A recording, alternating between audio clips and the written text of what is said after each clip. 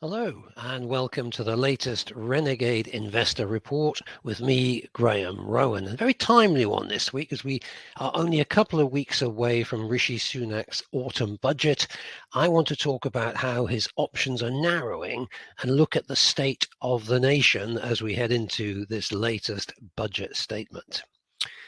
And this Renegade Investor Report is brought to you by Property Connections, who are a part of the Beaufort Society, who help liquid investors to basically partner with property developers into joint ventures on property projects. You can find out more about them at propertyconnections.org.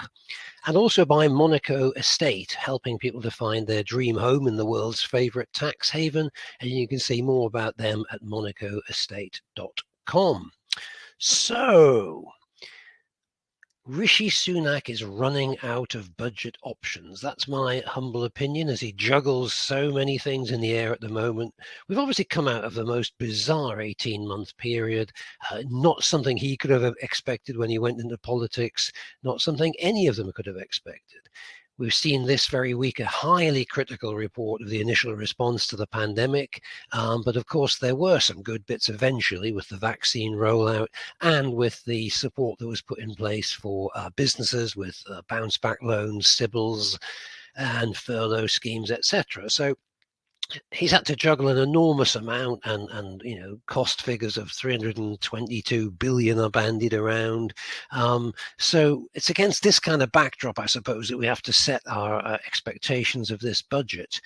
But you have to also look at the wider economic position of the country and just see why we are in the state we're in, and why that means his options are actually remarkably narrow. But also, we've got to understand what this all means for people like you and me, who perhaps accumulated some assets over time and are, hoping to try and either hang on to them for a bit longer or maybe transfer them to our children without having them confiscated or diminished by people like the Chancellor.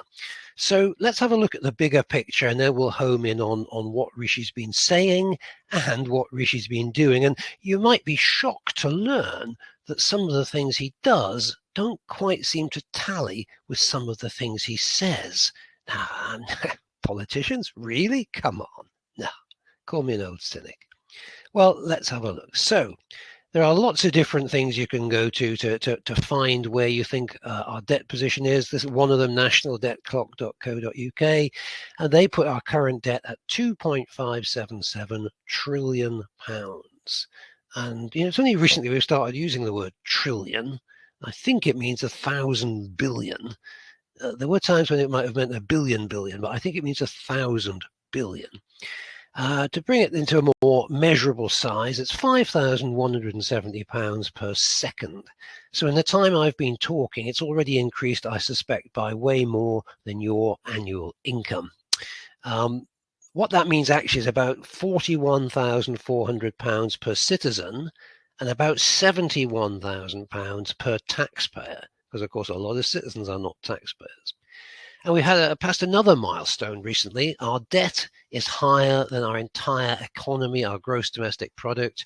We've gone over the 100% line for the first time since JFK was assassinated. Now, I just about remember that. Many of you won't, but that was a long time ago. And as this chart shows us, it's only really been higher than that in either the 1920s or the Second World War. So we're not in uncharted waters in terms of that debt to GDP ratio, but anything north of 100% is not healthy. And in fact, it's gone up. This is a 2020 number. As you'll see in a moment, it's gone up even further since then. This is courtesy of usdebtclock.org. Of course, America is, I think they're up to, 27, 28 trillion now. Britain here, in dollar terms, they put it at $3.697 trillion versus a GDP of $3.23 trillion, which means we are now at 114% of GDP. And interesting to look at the external debt to GDP ratio of 327%, and compare it to some of the other countries on this chart. China looks relatively modest with a 54% debt to GDP. Japan obviously has been trying to reignite its economy for 30 odd years. It's at 276%. Germany, a little bit more disciplined than us, is at 88%. India at 82%. France is worse than us at 121. Italy, which many of us would regard as a basket case, is at 171%. So we're by no means the worst, but we're certainly the worst that we've ever been for a very, very long time. And there's no sign of an end to that phenomenal rate of increase in the debt, let alone actually dealing with it in any way. And clearly, as with virtually all of these countries, there is no way. I think of a line from a Bruce Springsteen song, I've got debts no honest man could pay. Well, no honest country can pay these debts. So clearly, it ain't, some of these countries, could they default? Well, there's been talk about that. Obviously, there's all the hoo-ha around the American fiscal cliff, which we've been through in the past with President Obama, and I'm sure we'll go through it again. They always seem to just get there in the end and allow that fiscal cliff to be avoided. But here, I think, will Britain default? Probably not. But there's other tools in their armory that they're certainly going to use to the maximum. Here's the other thing that we need to be concerned about now: inflation. They keep telling us this is temporary. Have you seen the price of petrol recently? Assuming you can buy any, it's way up into the £1.40s per litre now. It's not that long ago, it was just over £1, and it was in the 120s for a long time. So the stuff you actually buy on the forecourt and in the supermarket is definitely going up, I would argue, by way more than 5%. RPI was the previous measure that was used until it got a bit too high and we switched to CPI. But it's worth looking at RPI here. This goes back for 10 years, and you can see we're now certainly the worst we've been probably for about 8 or 9 years. And with RPI running at 5%, real inflation that people are feeling probably running more like 7 or 8%, I would say. But certainly heading in the wrong direction. And where is this transigent nature of it? What's going to make it disappear? What's going to make it go down? Everything that I see now is that it's translating into bigger wage demands. Just parochially talking to the people in the office next door to us, they can't even get people to turn up for interviews, let alone take on the job or keep the job.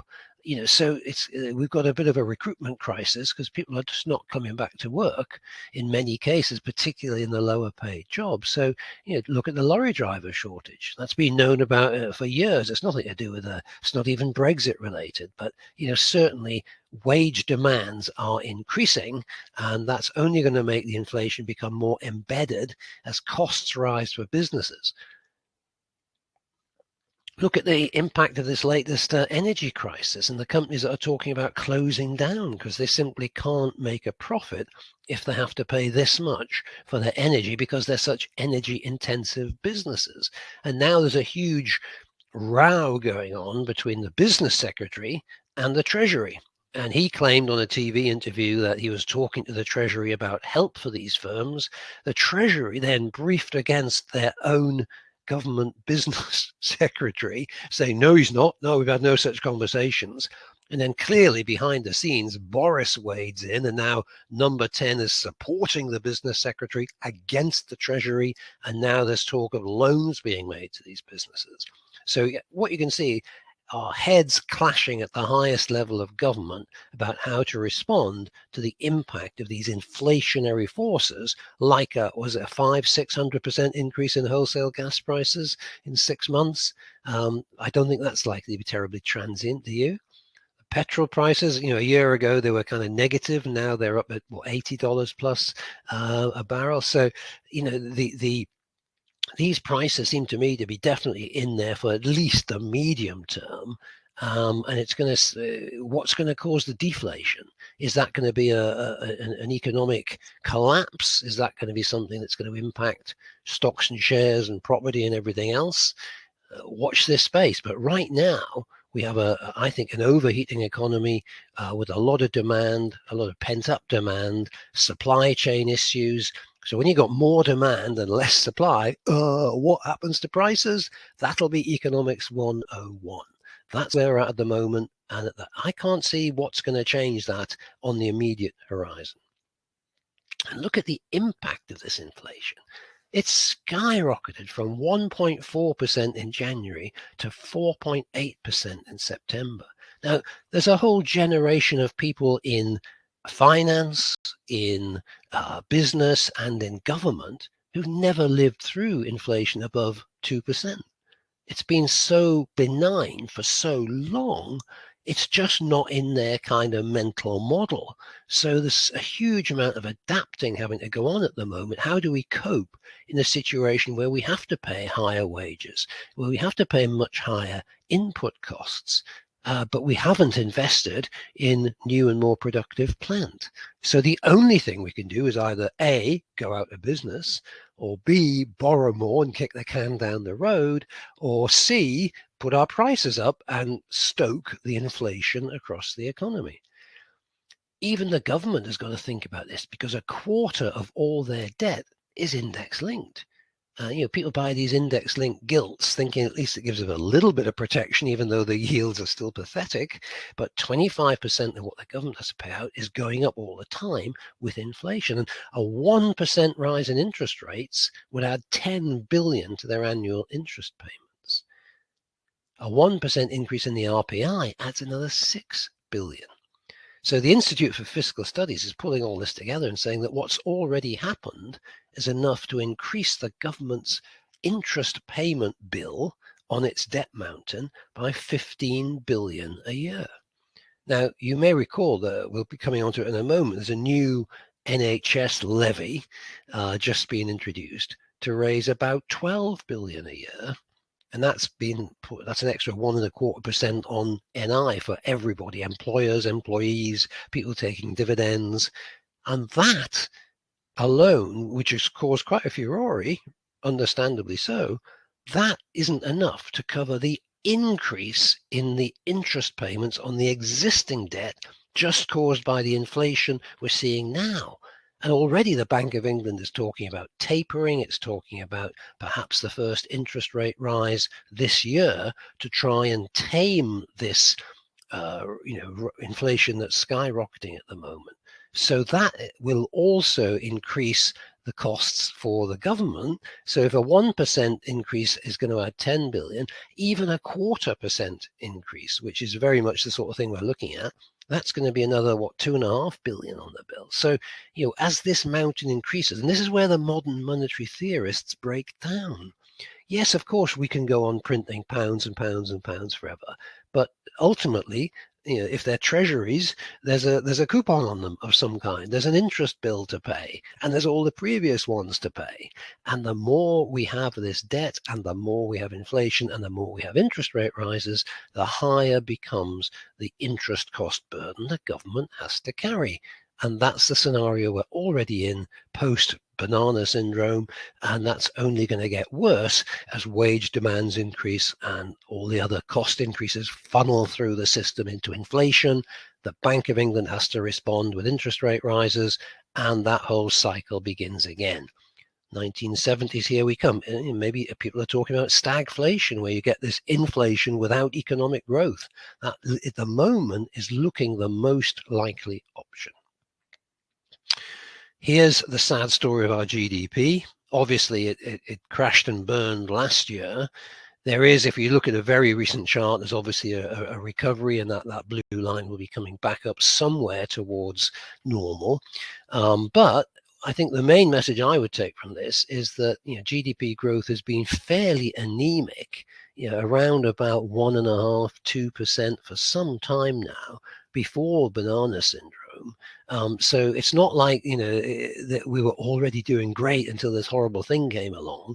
It's been really, really sluggish.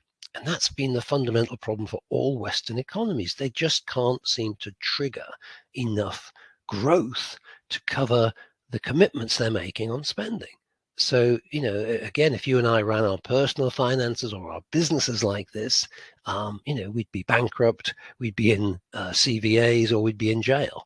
So the government is able to print its way out of these situations, but the patient is not recovering. The patient is still on life support, and at the moment, I'm not seeing anything that's going to change that from what's been done by the government or by business. And now we've got, effectively helicopter money comes to Northern Ireland. I don't know if you've seen this, but they're now going to give everybody a special card with £100 of funny money loaded on it to spend in the high street. Now, you could argue this is a great idea to help revive flagging high streets. You could also argue it's further evidence of our descent into socialism, borderline communism, as the state starts handing money directly to its citizens to spend into the real economy. These are like the stimulus checks the Americans have had that they've been spending on Robinhood and crypto and so on, but it's happening in Northern Ireland now. I'm waiting for the cries of, hold on a minute, if it can happen there, why not in England or Scotland or Wales? Maybe, but it's symptomatic of how government sees its role evolving into controlling everything, into stimulating the economy, into helping companies when the energy prices go up. These things sound one by one perfectly reasonable, and of course that would be justified. But you take them all collectively, and what you have is pretty much state control of everything. And that's what happens in China. And that's the way we seem to be going in the UK. We've certainly had it in terms of the totalitarian things I touched on in the episode about freedom and the way in which it's being flushed down the toilet fairly quickly. And now we're seeing it, I think, in the economy, with everyone expecting the government to sort out every economic issue that comes up and to cushion people and businesses from the real impacts of what's actually going on in the wider world through government subsidy, through funny money. Now, how long that can go on, how long that's sustainable for, I've told you what the impact is on the debt burden. I don't know, but there is a price to pay for this kind of profligacy. The thing is, for a long time now, wages have not been doing that well against inflation. So here on this chart, the blue line is wage growth and the red line is CPI, which is obviously the understated measure of inflation. And as you can see, if you go back to the early part of the chart, in the early part of this century, wages were definitely growing faster than inflation. It all then kind of reversed after the financial crisis, and inflation was then higher, and real inflation, I suspect, much higher than that. So people were feeling not that well off from 2010 through to around 2015. I think there's no surprise, therefore, that the Brexit vote was in some ways a protest at declining living standards, for which we kind of blamed the EU. And now we've come out the other side of all that. Inflation was relatively low. There was a bit of wage growth, but now those lines have crossed again. Inflation is running ahead of wage growth. People are going to be demanding, particularly in the lower paid jobs, higher wages. But also, as you'll see, the real victims of some of the measures being taken are actually in some of the highest paid jobs. And I think there's going to be some impact and some changes there. So when we look at the moment, the chart is very much telling us we're now entering a phase where inflation is running ahead of wages. We are all getting noticeably poorer month by month. That's the sort of thing that in many countries triggers riots in the streets. We stoic Brits tend to need a little bit more than that to stimulate us off our sofas and into the streets with our placards, but it's heading in that direction. And I'm sure the Bank of England are watching these numbers very carefully. And I'm sure this means that we can see an interest rate rise of at least 0.25%, possibly this year or very early next year. This is probably the most important and the most depressing slide I'm going to share with you today. This is business investment in the UK going all the way back to 1970, just after Neil Armstrong walked on the moon. And if that was a share price chart, I think you'd be selling. Apart from that, a little blip there in the mid-80s, look at how investment has been declining. And this is why there was some justification in what Boris said about these businesses that were struggling, where they said, look, you've been relying on cheap foreign labor for way too long, rather than investing in new plant and machinery and technology to become more productive. And now that labor is disappearing, you're saying you can't fill these jobs. Well, that's your problem, because you never invested 5, 10, 15, 20 years ago. And there is clearly truth in that. Here's a quote from this report from Capital Investment. The average value for the UK during the 50-year period from 1970 to 2020 was 20.11% of funds of GDP being invested. A minimum of 15.1% in 2009, a maximum of 27.5% back in 1974. The latest value is 16.96%. For comparison, the world average across 129 countries last year was 23%. So we are habitually, year after year, decade after decade, under investing in our businesses. And now, it's coming home to roost. The price is being paid for that lack of investment, and it will take an enormous amount to turn that around. And one of the things this ends up doing is creating, I think, low value assets and undervalued assets. And that's one of the things that I think a lot of American venture capital companies are seeing and coming to the UK to try and buy up these assets and perhaps invest in growing them and making up for the lack of investment they've had in the last 20 or 30 years. So this is at the heart of one of the problems. So linked to this is the fact that our productivity has remained low. And you can't increase people's productivity unless you increase, typically, your investment in the technology that drives what they're doing. And obviously, we can see the future with this being robotics and AI and all those kind of things, which are probably going to take a lot of jobs away at the lower level. So an element of this will increase wages for those who are involved in creating and managing the robots and the AI. But the jobs they're replacing in the assembly lines, the factories, the fields, the hotels, and wherever, obviously they're just going to disappear. So, your autonomous cars will make it more efficient to get from A to B, perhaps, but tens of thousands of drivers will have to find something else to do. So, this is the phase we're going into now, where there are lots of technologies coming on stream, but they're going to have big impacts on jobs. And presumably, the way things are going, everyone's expecting the government to sort that problem out and to deal with the hundreds of thousands, perhaps the millions of people who no longer have skills that are employable.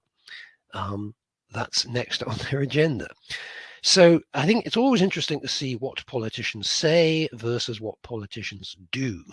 And here's a couple of quotes from Rishi's recent Conservative Conference Party speech.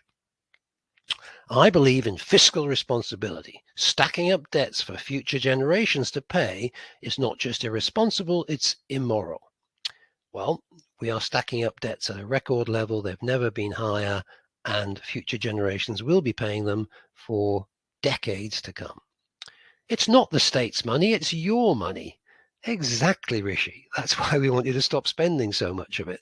And, it's good that he understands that, but he spends our money very freely. And of course, those around him put him under pressure to spend it even more freely. Our recovery comes with a cost. National debt is 100% of GDP. We need to fix our finances. Strong public finances are a deliberate choice. Sadly, it's not a choice that Boris Johnson or anyone else in the cabinet seems to be making.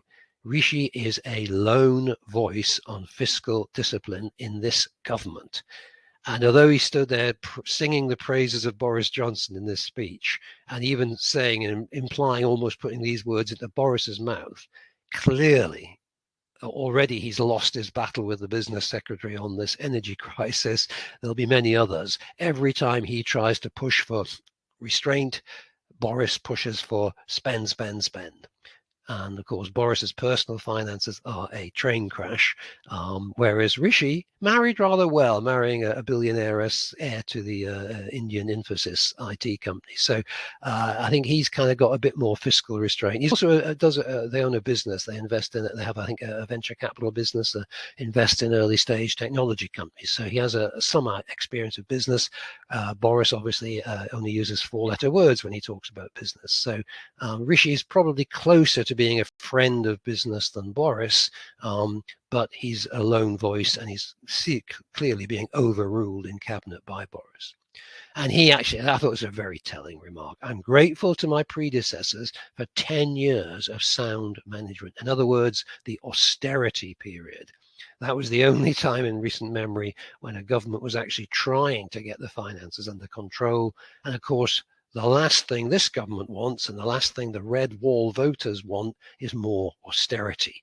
So again, I would argue that Rishi is saying the right things to the party conference, but then what he does, heavily influenced by his prime minister and his cabinet colleagues, is the exact opposite of what he says.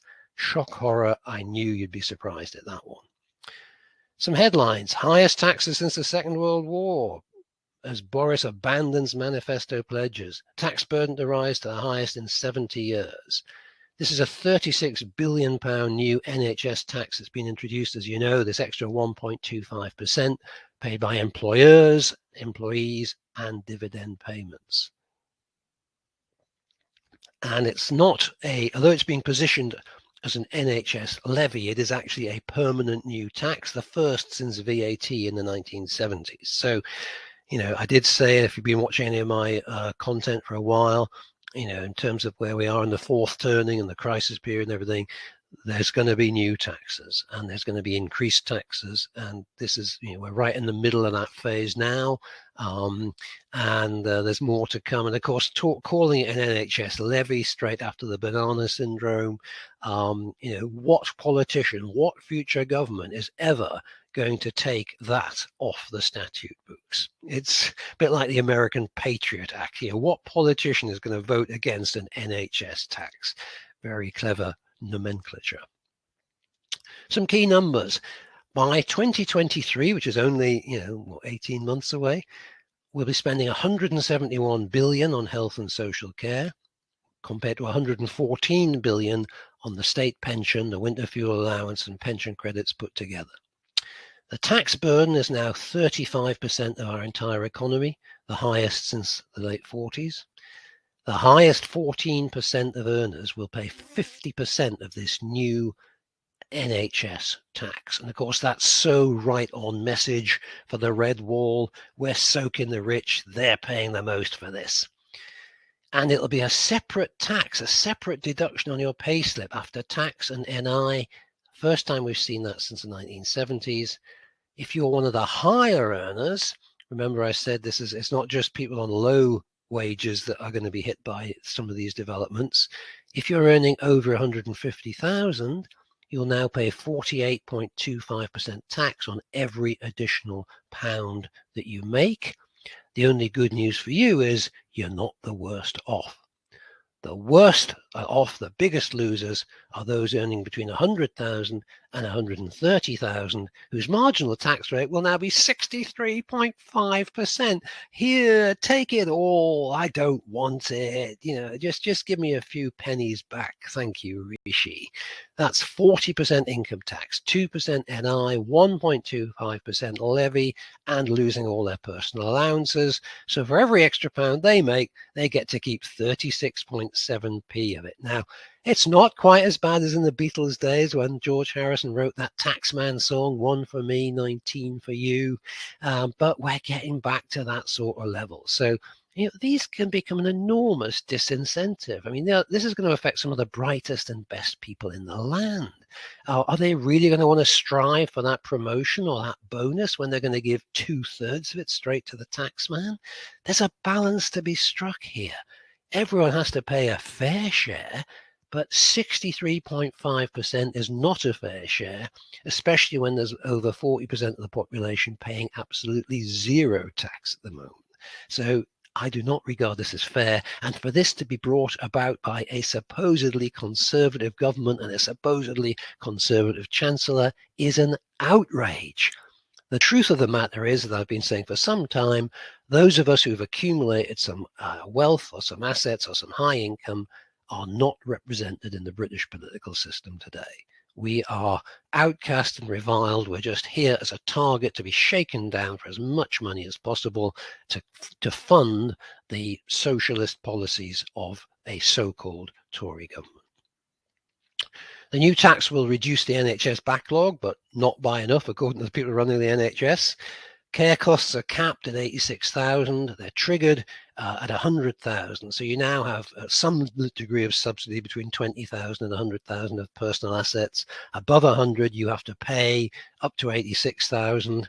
Although you also have to pay £200 a week if you're in a care home. So it's not a total removal of the risk, but effectively what we're doing is shifting the burden of that potentially catastrophic cost of care that might make you have to sell your house. We're shifting that burden onto the taxpayer and making them effectively insure you against that, because obviously they looked for the insurance sector to come up with policies and plans for this. That didn't happen. So effectively the taxpayer has replaced the insurance companies in this scheme. And, I think it's not a bad idea that to obviously this would help potentially from an inheritance perspective, that properties would not have to be sold depending on their value. Obviously, there are parts of the country where you'd have to sell a property to generate 86,000. But if you have £1 million property, then clearly this is probably going to be something that can be accommodated.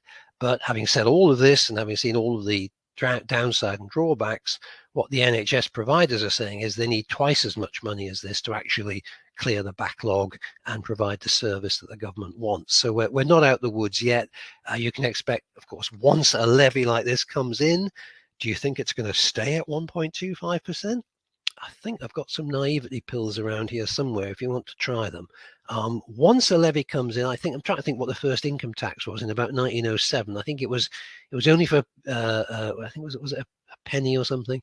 Once these things come in, once the threshold is there, it can be raised and raised and raised. And of course, there's always going to be justification in the NHS for more money. Whether you get any value from it, I don't know. They've actually just appointed some military guy to do a root and branch review of the NHS to see whether it can be made more efficient. So I hope he will line up a whole bunch of these consultants against the wall and shoot them. Being a military guy, that's the sort of thing that he probably would have experience of. That's probably the only way we're going to get some sense into the NHS and some structure and some value from it. It's certainly not fit for purpose, and yet it's become this sacred cow that no one dares tamper with. Let's see whether the military man has got a few more cojones than his predecessors. So what's Rishi done well? Well, I think the 120% super deduction to stimulate business investment is a good idea and long overdue. And let's hope it actually works and that we start to see some business investment, because that's been one of the biggest drawbacks in this country for decades now. And business has to hold its hands up to that. They've become too reliant on cheap labor. It is entirely their fault. They can't blame the government for that. But now they've got an incentive to do something about it. Let's see if they actually do something. There's a help to grow scheme to help small companies deal with the digital economy. The Future Fund, that's backing some great companies, including one that we've been raising funds for in the Beaufort Society. And I think he has been a lone voice for fiscal discipline. They're gorging on modern monetary theory. He's one of the few people saying, hey, come on, guys, we're supposed to be conservatives here. And they're saying, whatever, all that old-fashioned stuff about fiscal discipline. We don't need that anymore, Rishi. Get with the program. Spend, spend, spend. There, let them worry about that tomorrow. So he has been a lone voice for that. What do we already know? We've got the new levy coming in next year. The pension triple lock has been suspended. We could debate that all day, but they've taken a manifesto pledge and dismantled it for the sake of expediency. There's going to be a new £500 million fund to help those in need. I think that's going to be distributed through local councils. And of course, what he's already done earlier this year is freeze tax thresholds for 5 years. And he's also hiked corporation tax. I was really disappointed by that. I was hoping we'd come out of Brexit as a low tax kind of Singapore of Europe sort of structure to attract inward investment. The exact opposite has happened. They've increased corporation tax. They're treating companies as a soft target. Again, this is kind of red wall, blue Labour politics. Very, very misguided decision. And the net of all that was already 28 billion of tax rises in March. We've got the 36 billion increase from this new levy. So, clearly taxes are going in one direction. You don't have to be Einstein to see what's happening. And you don't have to be stupid enough to think that it's going to stop there. There's a direction of travel here, and we ain't got to our destination quite yet. So what can we expect on the 27th of October? It's potentially that we'll see a rise in the living wage. That's a good response to the inflation that we were talking about. But again, that in itself will contribute to inflation, because one of the big costs of many businesses will be increasing, and therefore, so will their prices. The one that I'm most nervous about is capital gains tax. I'm sure the easiest target and the most politically expedient target is anything to do with assets that have already seen their prices pumped up by all the money printing, the QE, the debasement of the currency so far. So whether it's property, whether it's other assets like cars and art and investments and cryptos and whatever else, there's so many assets they could tax through capital gains, and they've got so many options. They're being told and advised by the amusingly named Office of Tax Simplification that they should simplify things by bringing CGT in line with income tax, in other words, increasing it massively.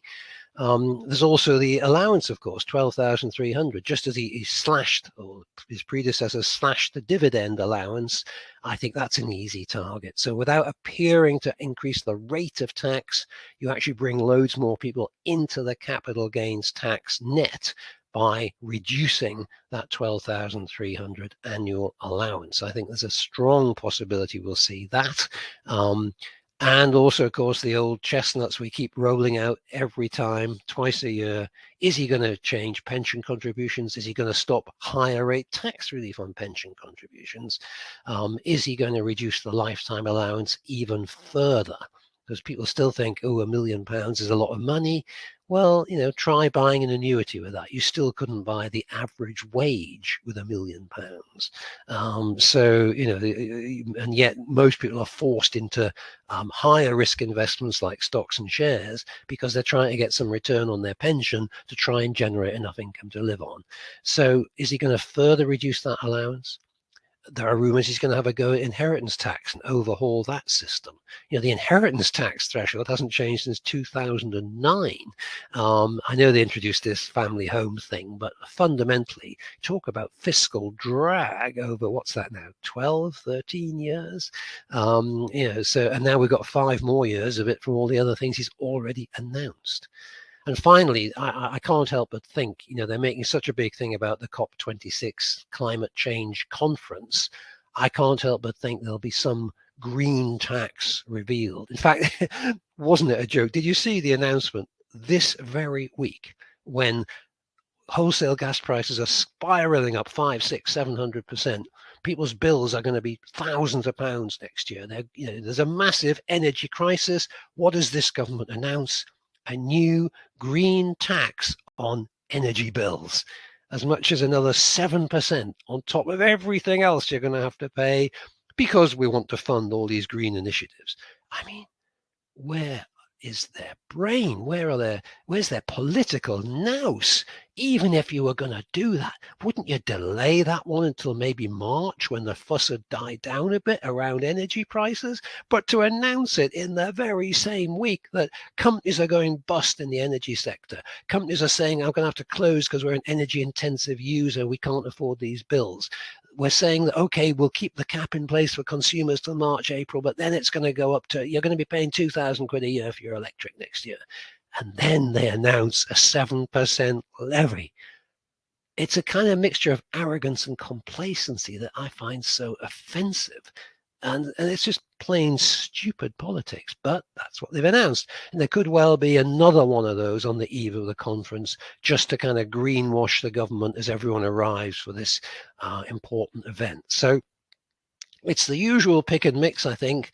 My concern is mainly for some kind of asset-based increase in taxes one way or another through capital gains, pension, or inheritance.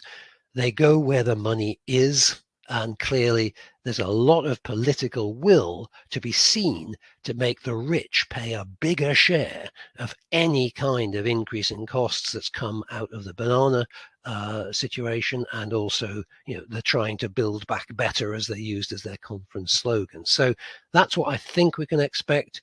And in conclusion, let's try and pull all of this together. The fact is that our debt is at its highest level ever in all recorded history, and increasing at £5,000 a second. Taxes are at the highest since the Second World War. And, if you think about the Laffer curve, there's always a trade-off between how much people will pay before their behavior changes and they do something like leaving the country. I'm doing that. Lots of other people are doing that. You only can go so far with this. And people will pay what they think is reasonable.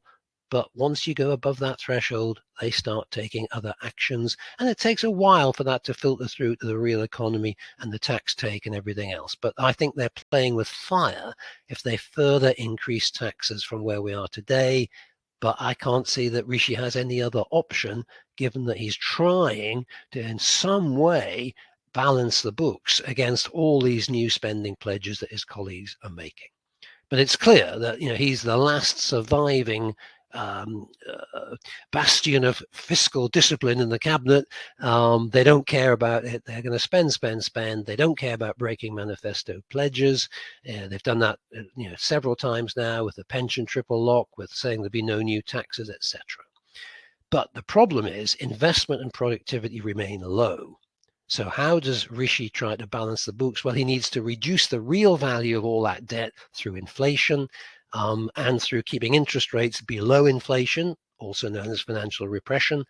Those are the least worst options for him, but they are among the worst for us. So our wealth will be deliberately, consciously diminished day by day by day for the rest of this parliament through fiscal drag, inflation, financial repression. You will get poorer every single day under this government's deliberate policies.